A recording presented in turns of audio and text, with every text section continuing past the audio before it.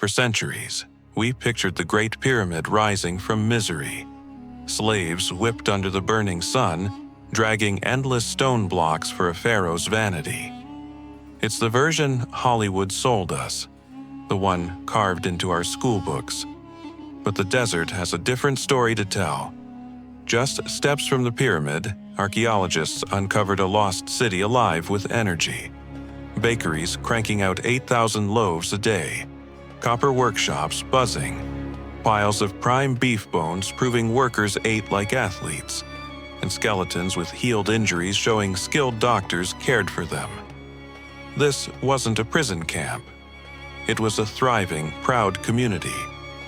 The truth: the pyramid wasn't built by broken backs, but by organized teams of skilled workers who believed they were building a stairway to the gods.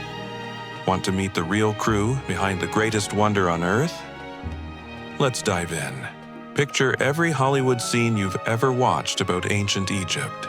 Chains clanging, whips cracking, gaunt figures dragging stone under the desert sun. That haunting image didn't come from eyewitnesses. It came from Herodotus, a Greek historian writing in the 5th century BCE, centuries after the pyramid was built. Relying on second-hand tales, he guessed that 100,000 slaves raised Khufu's monument, and the world believed him. The story was simple, brutal, and it stuck. After all, how else, people thought, could 2.3 million stone blocks, each the size of a pickup truck, be moved without forced labor? For over 2,000 years, the slave-built pyramid myth echoed through textbooks, museums, and movie screens. We rarely stopped to question it. But here's the twist. The math was wrong. The logistics didn't add up. And the truth is far more human and far more fascinating. In 1988, a dusty mound south of the Sphinx revealed a secret that rewrote history. Beneath the rubble lay Hayt el-Ghurab, the Wall of the Crow, a purpose-built city designed for the pyramid builders. This wasn't a ragtag camp. It was a planned town for up to 30,000 people. Streets ran in neat grids, dorms held 20 men apiece with raised platforms for sleeping, more like ancient bunkhouses than prison cells. And life here was anything but grim. Granaries stored mountains of wheat, while trash pits overflowed with fish, goat, and prime beef bones. Archaeologists realized these workers weren't scraping by, they were eating well. Radiocarbon dating tied the city directly to Khufu's reign, proving this wasn't some later settlement.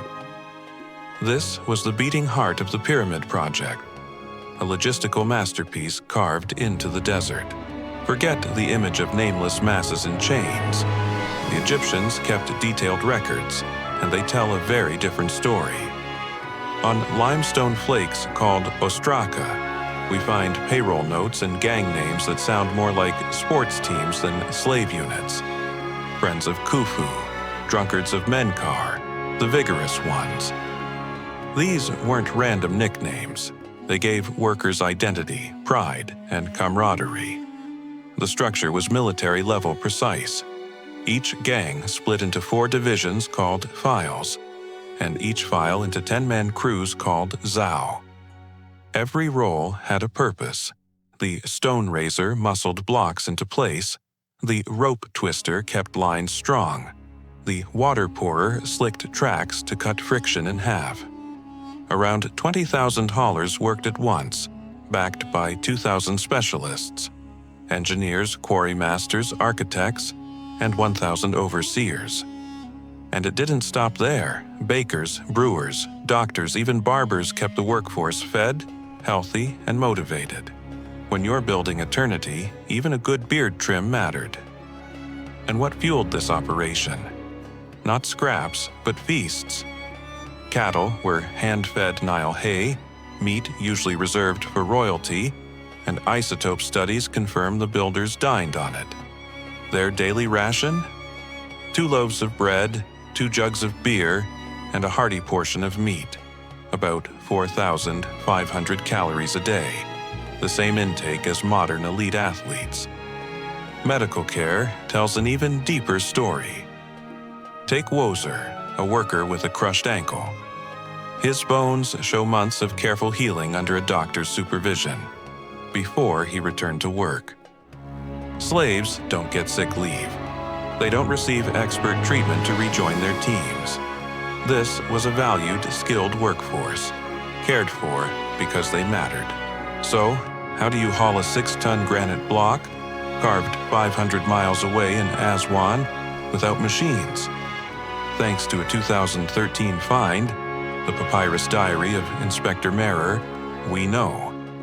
Teams lashed blocks onto cedar sleds and, in a stroke of genius, poured water over the sand to cut friction in half. The blocks floated down the Nile on cargo boats through man-made canals, then climbed the Giza Plateau via ramps, straight, spiral, or both. This was no chaos. It was an ancient assembly line. Every 10 days, a new course of stone was set. And the precision? The base is leveled to within 2 centimeters across 230 meters. Accuracy comparable to modern airport runways. With only ropes, ramps, and gravity, they achieved engineering perfection. To the Egyptians, the pharaoh wasn't a distant ruler. He was Horus on earth, keeper of Maat, the balance of the universe. Building his pyramid was a sacred duty, ensuring the sun's rise, the Nile's flood, and cosmic order itself. The workers' graffiti tells the story best. Friends of Khufu forever. Horus protects our gang. Not fear, but pride. For them, this was a national mission, like a Super Bowl parade with eternal life as the prize.